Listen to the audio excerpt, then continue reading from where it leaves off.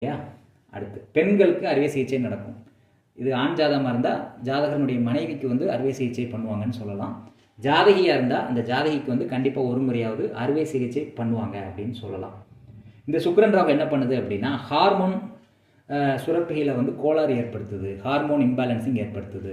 மெயினாக பார்த்தீங்கன்னா வேர்வை சுரப்பிகளில் வந்து இம்பேலன்சிங் ஏற்படுத்த இந்த கிரக சேர்க்கை வந்து காரணமாக இருக்குது.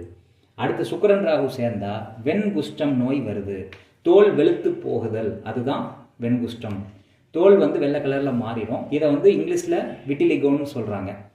வெண் புள்ளிகளை வந்து லியூகோடர்மான்னு சொல்கிறாங்க. அப்போ தோல் வந்து வெள்ளை கலரில் மாறுறதுக்கு இந்த சுக்கிரன் ராகு சேர்க்கை ஒரு காரணமாக இருக்குது அப்படின்னு சொல்லலாம். அதனால் இவங்க என்ன பண்ணலாம்னா வெயிலில் வந்து அடிக்கடி நின்னாங்க அப்படின்னா இந்த நோய் வரதுலேருந்து கொஞ்சம் பாதுகாத்துக்க முடியும். அடுத்து இந்த செயற்கை உள்ளவங்களுக்கு வந்து அதிகமாக வேர்வை சுரக்கும், வெளியேறும். நிறைய கை காலில் வேர்க்குது அப்படின்னா அவங்க ஜாதகத்தில்